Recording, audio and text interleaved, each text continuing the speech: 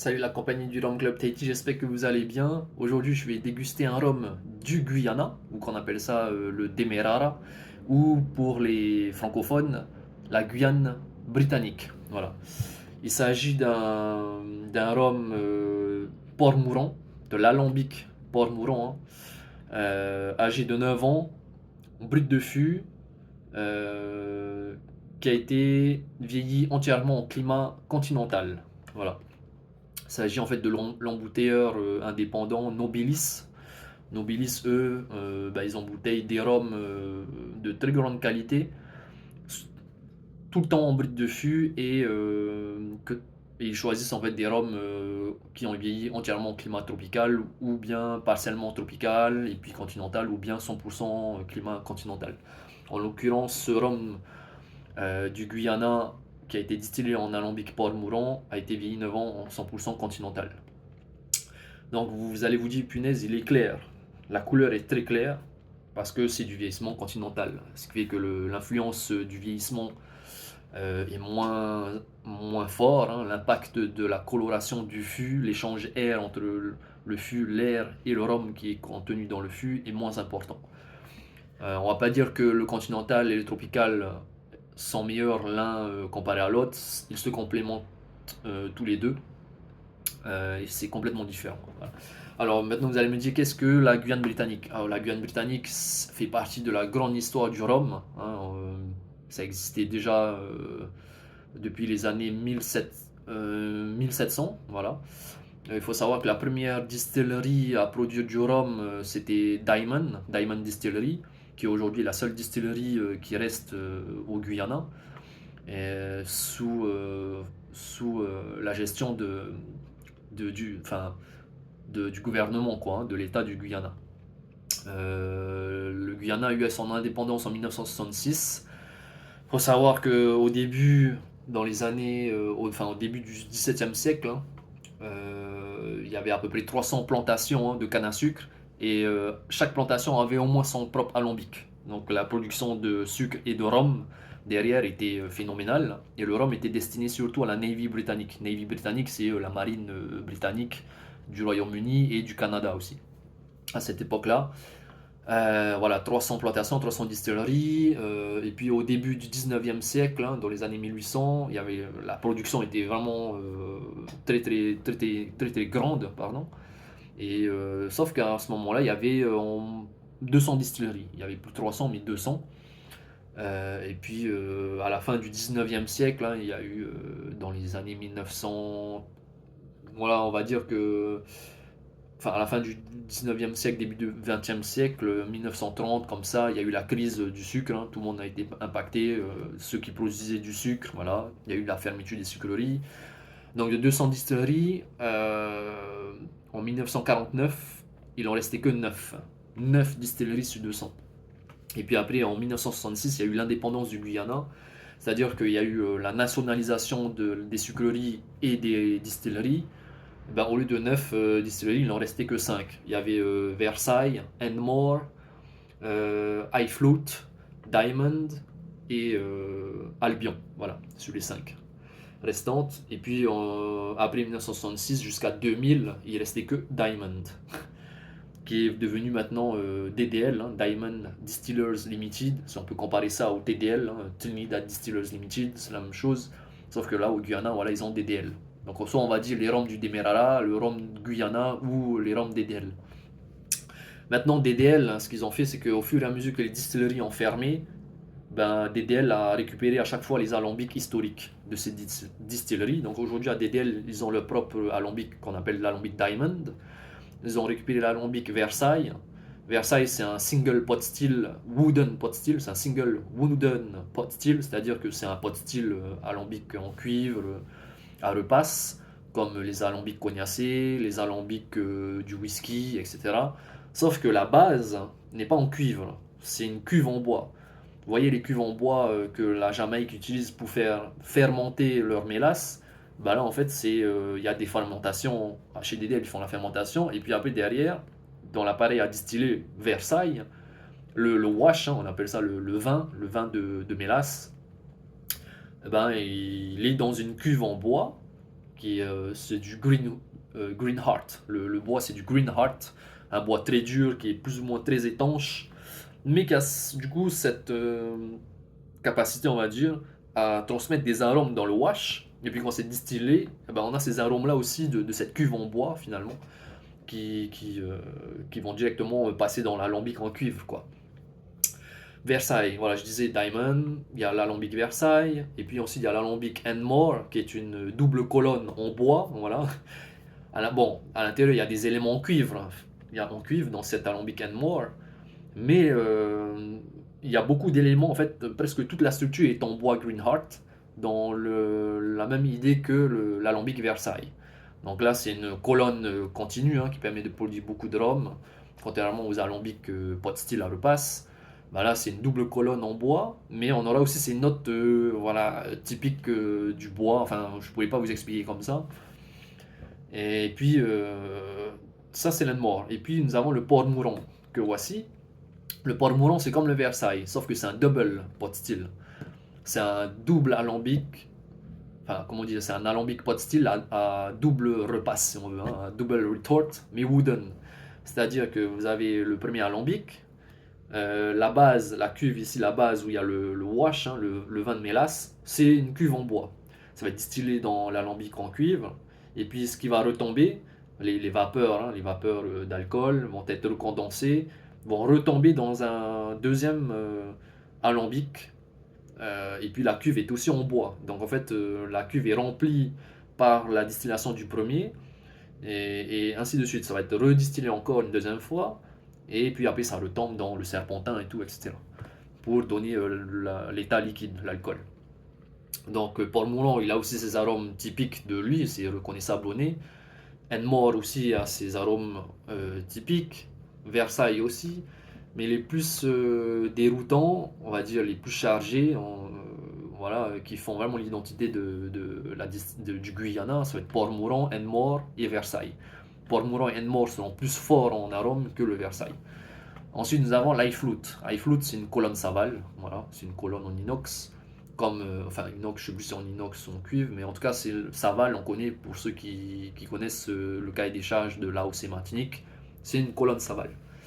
Diamond, eux, leur alambic, c'est double colonne en inox ou en acier. Voilà. Après, ils ont un autre alambic encore, je crois que c'est un 4 colonnes, etc. Maintenant, des Diamond Distillers Limited, DDL, euh, les rhums qu'on connaît le plus chez eux, ça va être Eldorado, pour ceux qui connaissent Eldorado en tout cas. Nous avons l'Eldorado 5, l'Eldorado 8 ans, le 12 ans, le 15 ans et le 21 ans. Le premier Eldorado qui était sorti de DDL, c'était le 15 ans. Je ne sais plus en quelle année. Hein. 1992. Je n'étais pas encore né, je suis né en 93. Voilà. Donc, eux, chez eux, à partir du 8 ans, je crois, je ne sais plus, les Eldorado, ça va être des assemblages de plusieurs rhums issus des différents alambics que j'ai cités. Hein, Versailles, Enmore, Port-Mouron, Diamond, etc.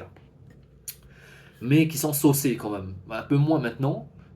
Depuis l'année dernière, ils ont essayé de diminuer l'ajout de sucre et de diminuer les colorants. Enfin, on appelle ça le sauçage, quoi. Hein, pour que ça soit un peu plus qualitatif, on va dire. Et plus, avoir un produit plus qualitatif, plus brut possible. Maintenant, ça, c'est un pur port moulin, double wooden pot still, 9 ans, continental. Il faut savoir que Port-Mouron, c'est une distillerie qui a été ouverte en 1732 et Diamond en 1670. Vous voyez, ça fait vraiment longtemps. Hein. Ce sont des alambics vraiment de très très très longue date. Et à cette époque-là, quand ils produisaient beaucoup de sucre, dans les années 1900, etc., le Guyana était placé deuxième mondial derrière la production de sucre martiniquaise. Ok. Donc, il faut savoir qu'ils avaient à peu près 200 distilleries. Ils produisaient plus de rhum que les rhums martiniquais. Hein, ok. Donc, faut pas dire le rhum martiniquais, guadeloupéen, c'est. Ok, on va se calmer. Les rhums du Demerara. Alors, oui, j'ai pas parlé les rhums du Demerara qui servaient la Navy britannique. Il faut savoir que les matelots de la Navy britannique avaient leur ration de rhum 2 fois par jour, sans exception. On appelle ça les Navy Rums. Et les Navy Rums, ce sont des rums d'assemblage. Hein, c'est-à-dire que pour constituer un Navy Rum, ils vont assembler 4 rhums venant de 4 régions différentes. Enfin, il y aura 4 rhums différents. Il y aura le rhum des îles de la Barbade, le rhum de Trinité et Tobago, le rhum du Guyana et le rhum de la Jamaïque. Voilà. Pour ceux qui connaissent la marque Black Tot, ils le font très bien, mais en fonction des batchs, et puis à l'époque aussi, les proportions d'assemblage étaient différentes. Hein. En fonction des années, ils pouvaient changer la proportion de Jamaïcain, la proportion de Guyana, etc. C'était jamais constant. Et aujourd'hui, la marque Black Tot, ils le font très bien, et ils changent souvent aussi la proportion d'assemblage, quoi. Hein. Voilà. Et ça, c'était servi à la Navy britannique, et ils appelaient ça le Black Tot.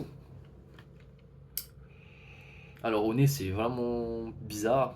On- le Demerara, puisqu'il produisait du sucre, on appelait ça le Demerara Sugar, le sucre du Demerara. Et il avait vraiment ces notes de sucre roux, mais fumé un peu, très caramélisé et plus foncé que le sucre roux.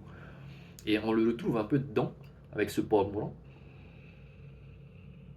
C'est végétal également, sur quelque chose de vert, hein, les plantes vertes, je dirais peut-être le green heart finalement, le bois vert encore qui n'est pas on va pas dire que c'est l'influence du fût de chêne, mais que c'est l'influence en fait du bois encore frais de l'alambic. Je sais pas, c'est bizarre.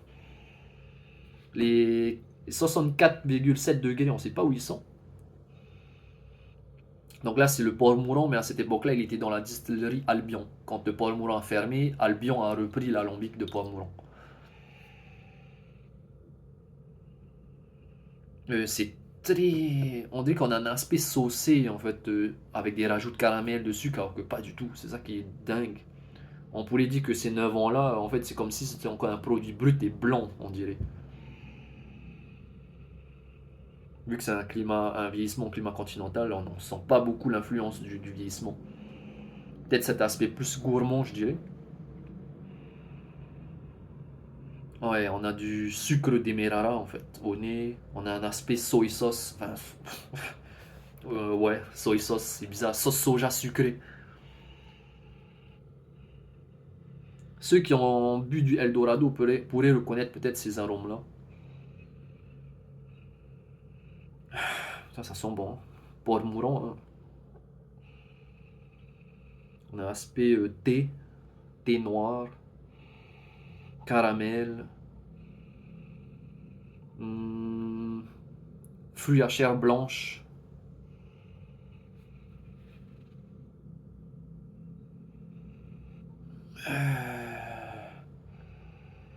comme la, comme la pêche, on dirait.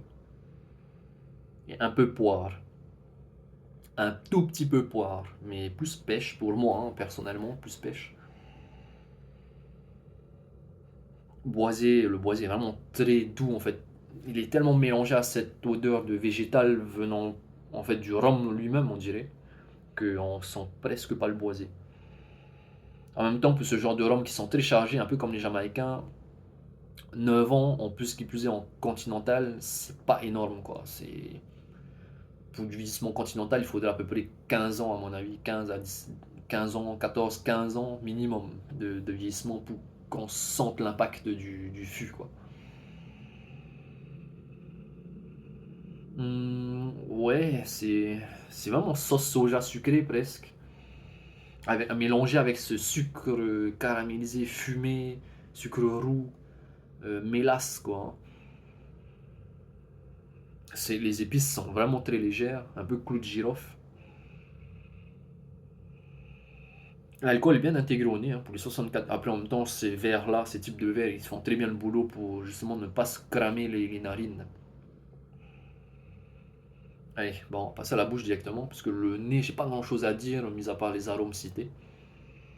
C'est peut-être une pointe d'agrumes, un tout petit peu. Agrumes type citron jaune, mais de loin quoi. Hein. On a beaucoup de choses végétales, mais ce qui prend vraiment le dessus, c'est ce côté fumé, sucre roux, caramélisé et sauce soja sucrée. Voilà, ça fait bizarre de dire comme ça.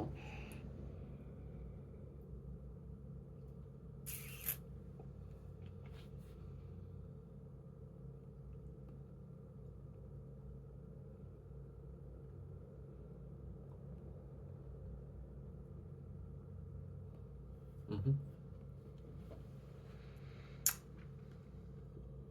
Mhm.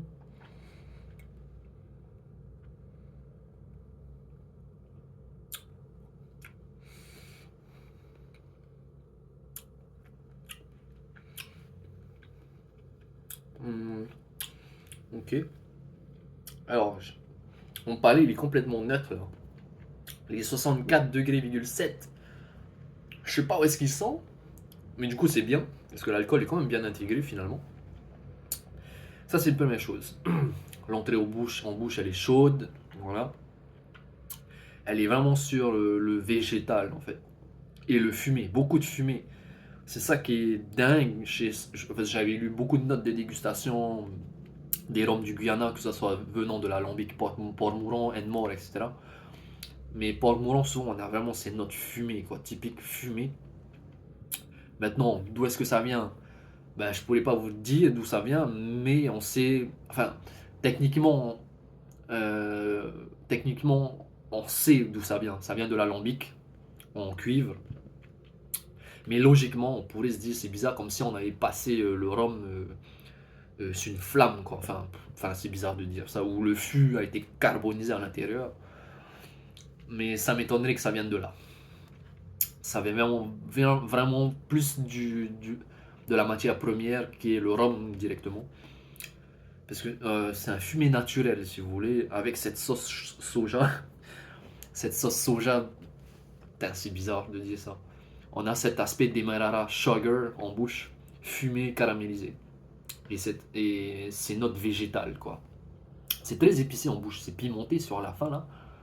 Ça reste longtemps. Pour un 9 ans en continental, je m'attendais à plus jeune en bouche. Bon, ça reste relativement jeune, mais le piment est là. Du coup, ça rattrape quand même cet aspect moins concentré en bois, en richesse aromatique, en structure. Parce que là, c'est un rhum 9 ans en continental, il manque de structure. Le fût n'est pas encore venu euh, embellir ce rhum, venu donner de la richesse et de la structure en bouche. Le rhum, là, il est vraiment jeune. C'est comme si c'était un blanc, on dirait.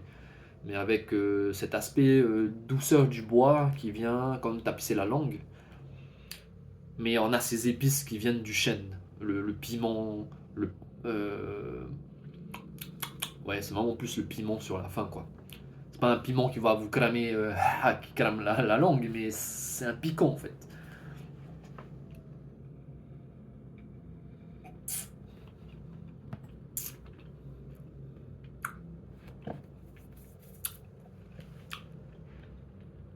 Wow.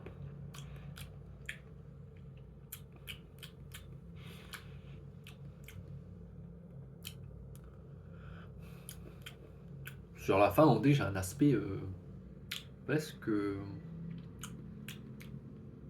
je saurais pas vous dire si c'est Calvados vieux ou ouais, Calvados vieux ou un cognac vieux, c'est bizarre.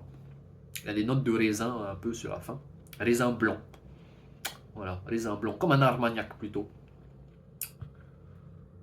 Comme un armagnac. Ouais. Tabac, un peu légèrement sur le tabac. Très sur le végétal quand même. Et beaucoup cet aspect fumé et sucre du Demerara. Finale moyenne. Je dirais moyenne à longue, ça va dépendre des personnes. Moyenne pour ceux qui ont l'habitude d'avoir des rhums bien boisés, qui ont 15 ans d'âge, 18 ans, 12 ans d'âge. Euh, ouais. Et langue pour ceux qui vont chercher cet aspect longueur sur le piquant, le piment, qui est là pour le coup. Voilà. En tout cas, ben, c'était tout pour moi. La prochaine dégustation, ça va être un 9 ans d'âge aussi. Mais ça ne sera pas l'alambic Port-Mouron, mais l'alambic Versailles. C'est pour comparer en fait justement les deux. C'est pour ça que j'avais pris deux échantillons sur l'excellence rhum de 9 ans d'âge, mais venant d'alambics différents, mais de la même région qui est le Guyana. Ensuite, j'ai le Port-Mouron, 31 ans d'âge, en full climat tropical, donc la couleur hyper foncée, 31 ans d'âge. Et j'ai un 32 ans d'âge en climat continental, du coup il est hyper clair, mais venant de l'alambic and more, la double colonne en bois, ok? J'ai trop hâte de déguster ça devant vous, voilà. Allez, à la prochaine, c'était tout pour moi, Kevin, ciao!